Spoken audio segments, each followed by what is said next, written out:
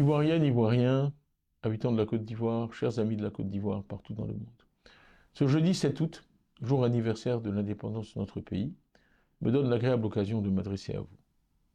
Il y a un peu plus d'un an, exactement le 1er août 2023, disparaissait le deuxième président de la République de Côte d'Ivoire, son Excellence Aimé Henri Konan Bédié. La nation tout entière lui a rendu un hommage mérité en mai et juin dernier. Je tiens, encore une fois, à renouveler toute ma gratitude aux Ivoiriennes et aux Ivoiriens, ainsi qu'aux amis de la Côte d'Ivoire, et à remercier ici toutes celles et tous ceux qui ont contribué à lui rendre un vibrant et émouvant dernier hommage, à la mesure de la part qu'il a prise au développement de notre pays. Le PDCI-RDA, notre parti, a tenu à saluer le premier anniversaire de cette perte cruelle partout où notre parti est implanté en Côte d'Ivoire et à l'étranger. J'ai moi-même présidé ces commémorations en France où je me trouve. J'ai une pensée émue pour sa veuve et sa famille, et leur exprime ici toute ma sollicitude. Ivoiriennes, Ivoiriens, alors que nous célébrons le 64e anniversaire de l'indépendance du pays fondé par Félix Houphouët-Boigny, j'aimerais vous demander de m'accorder quelques minutes de votre temps aujourd'hui pour que nous réfléchissions ensemble au sens profond de l'action qu'a menée pendant toute sa vie ce grand homme, le père de notre nation. Cela me paraît nécessaire car nous entrerons dans quelques mois dans une année essentielle pour l'avenir de notre pays, avec une élection présidentielle en octobre 2025. Le 7 août est chaque année une date toute particulière dans le calendrier de notre nation. C'est en effet l'anniversaire de la création de la Côte d'Ivoire, une date à laquelle le devoir s'impose à nous de marquer un temps d'arrêt pour, d'une part, réfléchir à notre histoire commune, tirer les leçons du passé, et d'autre part, imaginer notre avenir commun. Je vais procéder à une analyse de certains éléments de notre passé, de 1960 à aujourd'hui, pour en tirer quelques leçons essentielles. Je veux vous parler ce soir d'une valeur qui était la valeur la plus chère au président Houphouët-Boigny, la paix. Il ne se lassait pas d'en parler dans chacune de ses interventions, nous exhortant, nous tous Ivoiriens, à chérir la paix, à nourrir et à développer un véritable amour de la paix.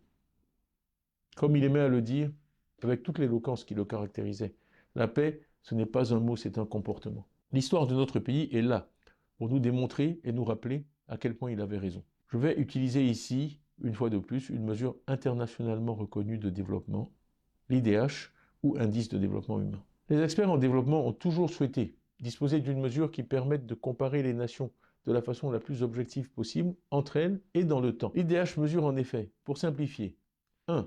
L'espérance de vie. Combien d'années les citoyens d'un pays peuvent espérer vivre à la naissance? 2. L'éducation. Combien d'années passent à l'école les enfants d'un pays? Et 3. Le niveau de vie. Est-ce que les citoyens d'un pays peuvent se nourrir, se loger, se déplacer, etc. L'IDH, c'est donc la durée de vie, l'éducation et le niveau de vie.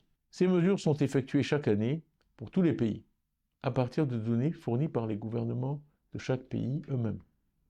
De même que le mètre ou le kilogramme ont été adoptés comme mesure par tous les scientifiques du monde, personne ne conteste sérieusement la valeur et la pertinence de cet indicateur. Alors penchons-nous ensemble sur l'histoire que nous raconte l'IDH de la Côte d'Ivoire, au-delà de la polémique politicienne. Quand le président Houphouët-Boigny, paix à son âme, nous quittait en décembre 1993, l'IDH de la Côte d'Ivoire était de 118, c'est-à-dire que nous étions classés 118e dans le monde, en termes de développement humain. Un rang tout à fait honorable pour une jeune nation. Quand le PDCI quitta le pouvoir en décembre 1999, nous étions classés 125e dans le monde. 125e dans le monde. Beaucoup d'entre vous sont trop jeunes pour avoir vécu dans une Côte d'Ivoire qui occupait un tel rang.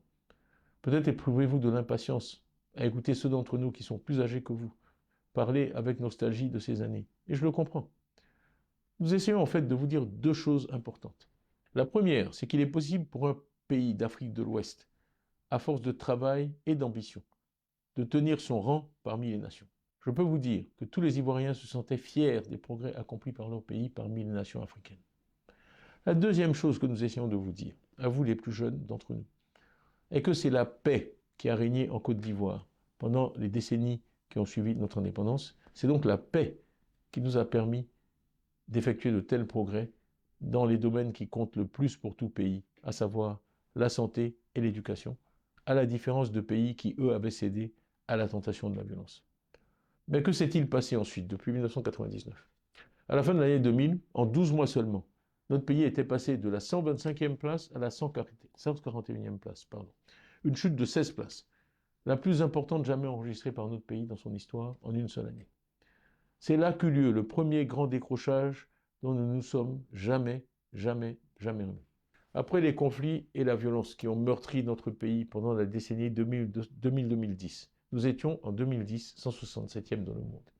Et malgré tous les efforts déployés depuis, nous étions encore 166e en 2015, puis 159e en 2022. Je ne citerai pas notre classement en 2023 compte tenu de la polémique que j'ai vue se développer depuis mon discours de Soubry il y a quelques semaines. C'est là franchement une tempête dans un verre d'eau. Ce dont je parle ici se déroule sur des décennies et est trop important pour que je me laisse entraîner dans des débats stériles. Je parle de la vie de chacune et de chacun d'entre nous. C'est un sujet à la fois trop sérieux et trop important pour que l'on se permette de l'utiliser à des fins bassement politiciennes. Ce que j'essaie donc de vous dire, c'est que le message de Houphouët-Boigny prend toute sa valeur quand nous suivons l'évolution du développement humain dans notre pays au fil des ans. Ce que ces chiffres, ce résultat veulent nous dire, c'est que la violence et le conflit ne sont jamais la solution pour un pays. Quand un pays sombre dans la violence, les premières victimes de cette violence sont les plus faibles, les plus démunis et les plus pauvres. C'est cette triste réalité que l'IDH capture. Quand on est jeune et démuni, la violence peut paraître une solution tentante. L'arme qui va vous permettre d'acquérir rapidement et sans grand effort tous ces biens que vous aimeriez posséder, cette voiture, cette villa, cet ordinateur. Je vous le dis, ce n'est pas vrai. Tout ce que la violence apporte avec sa cohorte de destruction, c'est une régression sur tous les plans. Les dégâts que provoque la violence dans un pays, il faut des dizaines d'années pour les réparer. Voilà ce que nous dit le fameux IDH pour notre pays. C'est pour cela qu'Houphouët-Boigny voulait nous inculquer à tous l'amour de la paix. C'est pour cela que je ne vous parle que d'apaisement, de tolérance, de paix dans chacune de mes interventions. C'est cela le vrai message de l'oufouettisme, la paix, l'amour de la paix. Voilà ce dont je tenais à vous parler aujourd'hui. Celui qui ne connaît pas l'histoire est condamné à la revivre, a dit Winston Churchill. Alors que nous nous rapprochons de 2025, je crains que des leaders sans scrupules essaient de nouveau de nous entraîner dans la voie du conflit et de la violence et de la division. Si je me suis porté candidat à la présidence du parti d'Houphouët-Boigny, dont les militants m'ont fait l'immense honneur de m'élire, si je m'adresse à vous aujourd'hui, c'est pour barrer le chemin à ceux qui n'auraient rien appris du passé récent de notre pays. Les Ivoiriens sont fatigués de la violence, des injures et des outrances verbales. Ils veulent vivre dans une Côte d'Ivoire apaisée et réconciliée. Je m'efforce au PDCI de susciter des débats sur des sujets déterminants pour l'avenir de notre pays. C'est le sens du combat que je mène aujourd'hui. Ainsi, il y a quelques mois, j'ai relevé que trop peu d'Ivoiriens étaient inscrits sur nos listes électorales pour que nous ayons des élections crédibles. J'ai indiqué qu'il fallait que 4 à 5 millions d'Ivoiriens de plus soient inscrits sur les listes électorales. Je ne peux qu'observer qu'après les polémiques et injures que mes interventions semblent parfois susciter chez certains, ces chiffres semblent maintenant acceptés de tous, y compris à la Commission électorale indépendante, la CEI. J'ai ensuite parlé de l'IDH il y a quelques semaines. De nouveau, après que j'eus subi attaques et injures, mes propos semblent avoir suscité un débat que je crois utile sur l'état de l'éducation et de la santé dans notre pays. Dans le message que je vous ai adressé à la fin de l'année dernière, j'ai pris l'engagement de faire de la politique autrement. Faire de la politique autrement, c'est ne pas craindre de mettre sur la table et de débattre de questions fondamentales pour l'avenir de notre pays. Faire de la politique autrement, c'est ne jamais tomber dans l'invective ou dans les injures. Donc malgré les attaques dont je suis l'objet de façon maintenant quasi quotidienne, je suis resté fidèle à cette ligne de conduite et je n'en dévierai pas. C'est en nous comportant de la sorte que nous, leaders politiques ivoiriens, pouvons éviter les erreurs du passé et ainsi véritablement honorer la mémoire du président Félix Houphouët-Boigny. Tous les jours, quand je les rencontre, les Ivoiriens me disent à quel point ils apprécient ma démarche et celle du PDCI. Et je dois avouer que cela me fait chaud au cœur et m'encourage à poursuivre dans cette voie. Les adhésions au PDCI sont bien la preuve que cette approche plaît aux Ivoiriens et suscite chez eux un engouement réel. Je les en remercie et je m'en réjouis. Comme le président Houphouët l'a si bien et si souvent dit, la paix ce n'est pas un mot, c'est un comportement. Ce sont donc bien nos comportements qui comptent et nos comportements seuls. Avant de clore mon propos, je veux revenir sur l'actualité récente de notre pays.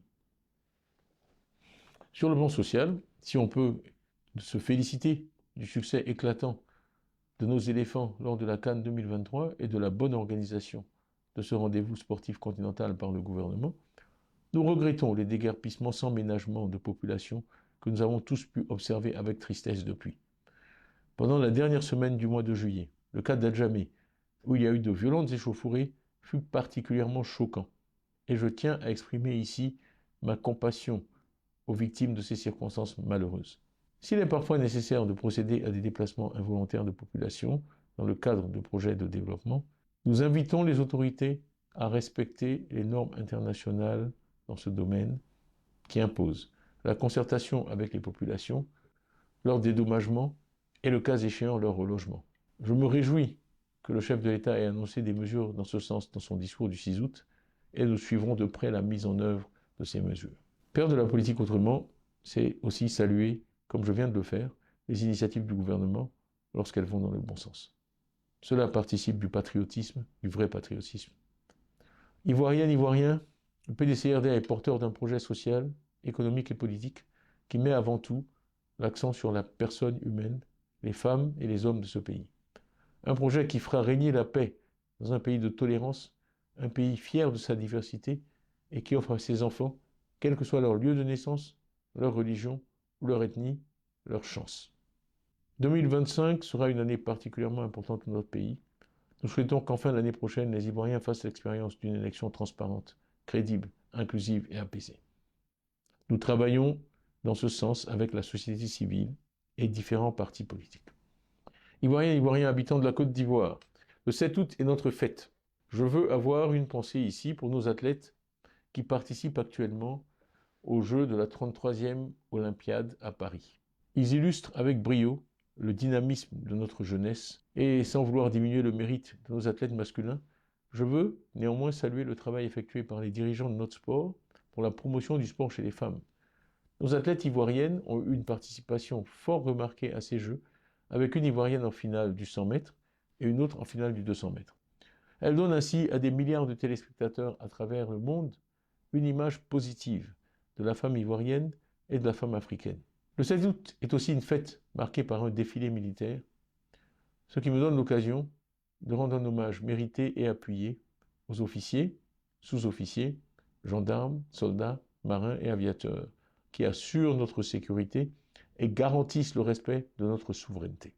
Nous comptons sur nos armées, sur leurs compétences, sur leur dévouement, sur leur sens du devoir et de la République. Que prévale dans notre pays un sentiment de solidarité avec nos corps habillés en ce jour mémorable de la célébration de nos armées, gardiennes des principes qui fondent notre République pour le service et au service de la Côte d'Ivoire. La paix, notre bien commun le plus précieux, n'est possible que grâce à ces femmes et à ces hommes qui assurent notre sécurité à l'intérieur du pays, mais aussi sur nos frontières, sur terre, sur mer et dans les airs.